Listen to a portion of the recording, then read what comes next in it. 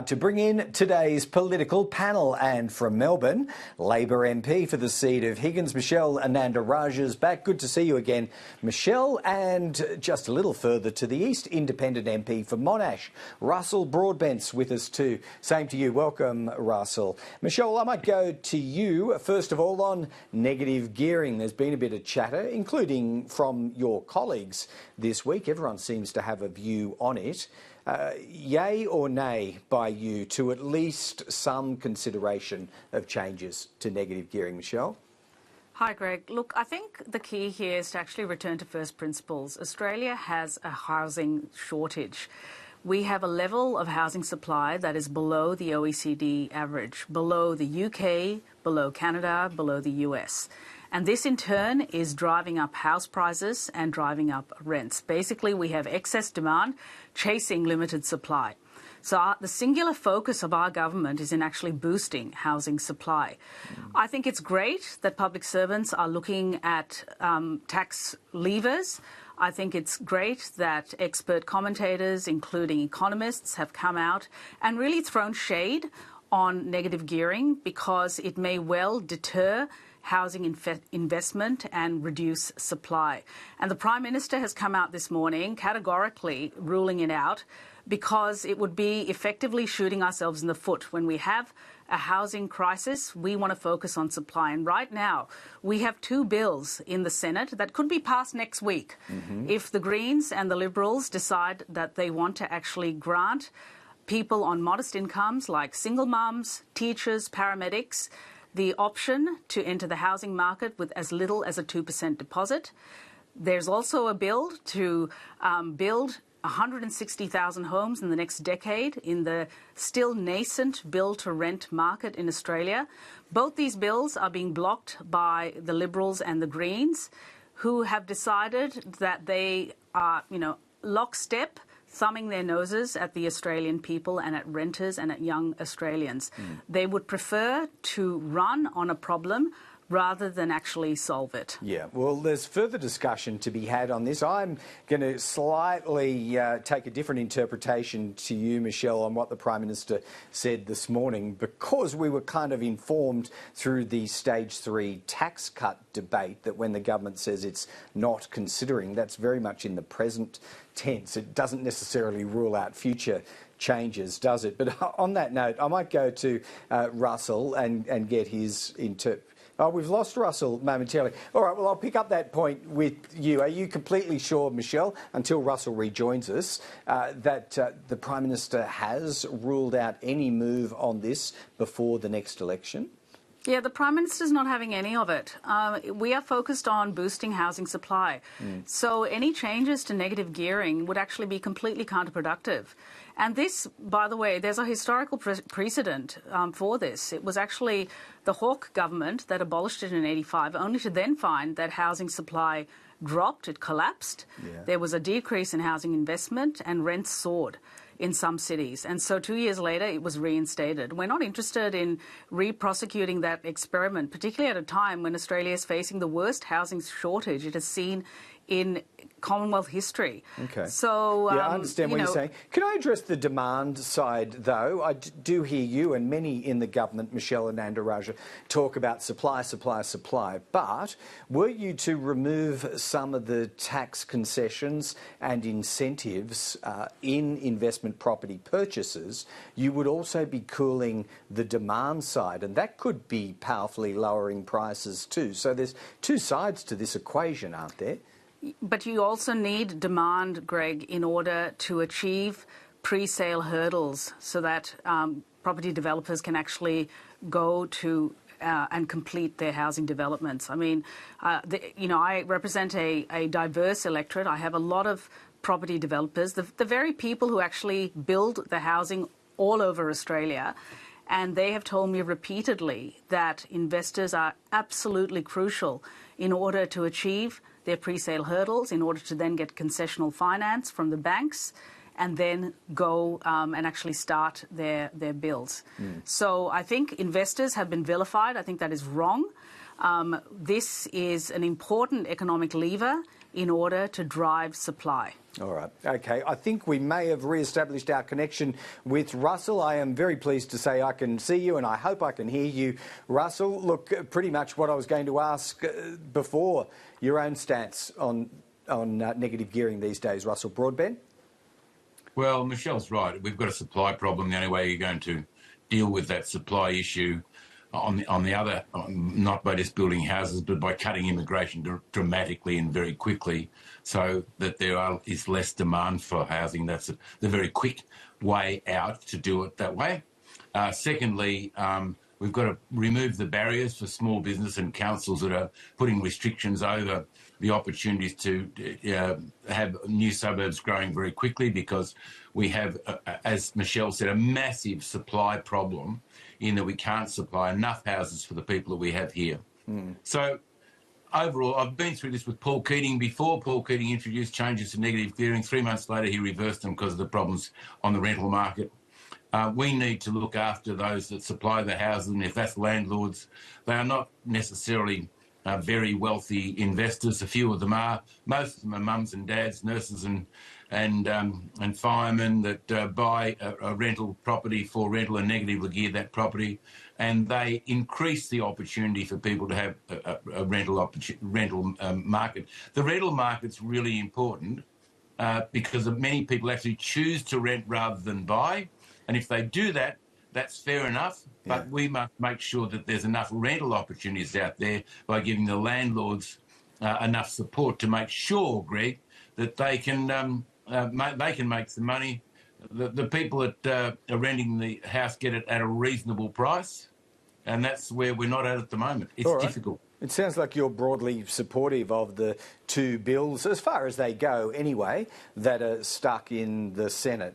Is that true, Russell? No, I'm not, because I don't like government intervention into the housing market at all, any time. Right. I don't think there's a place for it. I think every time government intervenes, the price goes up. That's been my experience over a long period of time, Greg. OK. All right. Let's move on to supermarket pricing. It is really in the here and now, long before we get to future questions about policy on housing. So we got the Choice survey out today, funded by the government, again showing that Aldi on a typical basket comes in under Coles and Woolies. Michelle, I wonder, it's all very well to have measurement and metrics on these things, but is there any suggestion this would have an effect on pricing? Would Woolworths or Coles ever moderate their pricing behaviour just because it's being transparently reported like this? I think greater transparency is absolutely what is required here, because it adds another level of scrutiny to the supermarkets, to the behemoths, the duopoly. And it drives consumer behaviour. So we're making this information available through Choice, through quarterly reports. This is the second one that we've helped fund. And it is having an effect on consumer behaviour. We're seeing an increase in split basket shopping, where people might do the bulk of their shopping at one supermarket, perhaps Aldi, and then go and pick up a few other items at either Coles or Woolworths. But look, I think that the allegations against the supermarkets are really serious. This has been a monumental case of corporate self-harm and corporate malfeasance against the Australian people, who are scrimping and saving right now, trying to find the best bargain to feed their families. Sure. And what has happened is completely unacceptable. But thankfully, we have a really robust competition agenda. We have empowered the ACCC to go out and investigate and now prosecute. We have put teeth on the food and grocery code so that these companies are now facing fines, significant multi-million-dollar fines, and are being compelled to better bargain with suppliers so that we look after our farmers.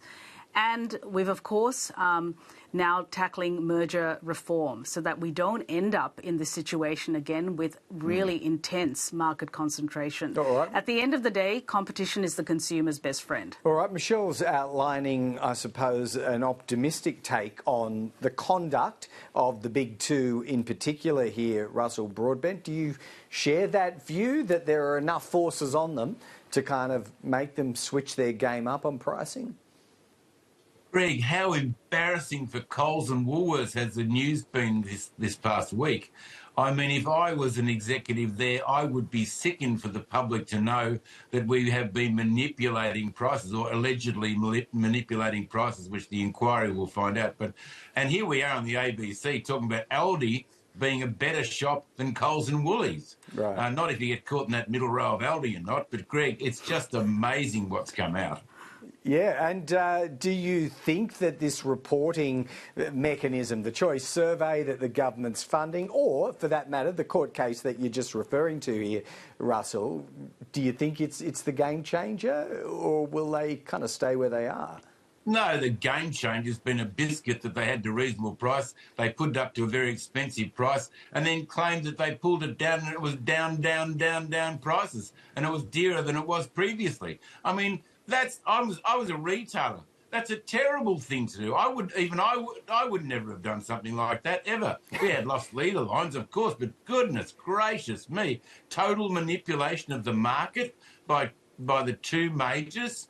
That's really, really embarrassing. I think Michelle hit it on the nail on the head when she said the great corporate embarrassment. Goodness gracious. Yeah, could there, though, Michelle, be real and genuine cost differences between the big two and the challengers, the new entrants, which would roughly include Aldi these days? By that I mean prime real estate sites, higher rentals, slicker fit-outs. That could be a factor, couldn't it? It's hard to imagine, Greg. I mean, generally speaking, the bigger they get, you would think that there'd be economies of scale, they'd be able to be a bit more efficient, they have deeper pockets to invest in innovation and technology and so drive down some of those overheads. But I just think this is bad corporate behaviour and they've gotten away with it for a very long time, except now they've been outed because we've put some teeth on the ACCC and we've really empower the ACCC to do what it needs to do. All right, I'm seeing a nod there from Russell on that one. I think you're on a unity ticket, the pair of you. Russell coming from a position of some experience in retail. Look, let's finally kick out on energy. Russell, in the absence of the nuclear policy from the coalition, Chris Bowen and the government have done their own version of what the implications might be for gas and renewables through the mid-2030s. Basically, they're saying a massive amount of gas would be needed, 5 times what this country currently produces. Sound about right, or is this a bit gratuitous from the government? Well, Greg, we've had a ban on gas exploration in Victoria for many years, and that's put us back way behind. Victorians are going to be the one that suffer most from these new policies. It seems to me the two major parties at the moment have two different policies, one looking towards nuclear and renewables, one looking towards renewables mainly only. Both of the costings seem to be about the same amount of money as I can work out. Right. One saying we're going to do it this way, the other saying we're going to do it the other way. Look, I know that the coal-fired power stations in Victoria have to be extended for any policy of either party being able to go forward. Oh. So they've extended the coal mines in New South Wales. There's 2 in Victoria here. They have to extend the life of, make sure they're repaired. Even more that they're going to close shortly. That should be repaired, put back together, and be a third coal-fired power station for Victoria. All right. Are we seeing that acknowledgement this week, Michelle, from Tanya Plibersek, or more broadly the Albanese government through those coal mine extensions that Russell refers to there? Is that the dawning realisation that whether it's you or whether it's the coalition, the original plans for phase out of coal and gas, it's not going to work? Not at all. In fact, quite the opposite. We have growing momentum towards that green, renewable future that we all seek and need in order for the livability of this planet. Right now, we have hit 42% renewable energy in our electricity grid as we now reach for 82% by 2030. Now, when we first came to government, that number was sitting at 30%. So it's gone up to 42% in less than 3 years. And it's an indication of investment certainty. It's an indication that we have backed in the backbone of solar and wind, followed up with batteries, and that we are investing in game-changing fuels like green hydrogen that will eventually replace petrol and diesel, which is important for heavy industry and for our mines, for example. And we have ticked off 61 Tanya Plibersek has actually ticked off 61 renewable energy projects, enough to power 7 million homes. Yeah. That's enough for New South Wales, Victoria, as well as South Australia. So what we have is Peter Dutton running around the country sowing the seeds of doubt and spruiking his nuclear thought bubble, which has no timelines and actually has no costings either attached to it. He's essentially seeking an overdraft from the Australian people. Mark my words, no nuclear reactor will ever be built in Australia. It is a far too expensive and divisive policy, and they haven't done the work for it, frankly. And it will stand as the Liberals' 23rd failed energy policy. All right, we'll look out for the details on that and then run a ruler over them when they come, I suppose. Michelle, we will wrap it up there, thanking Russell Broadbent for persisting with us through the technical difficulties. So glad we got your views eventually there, Russell. And Michelle, thanks to you. Thank you. Thanks, Greg. Thanks, Michelle. Bye.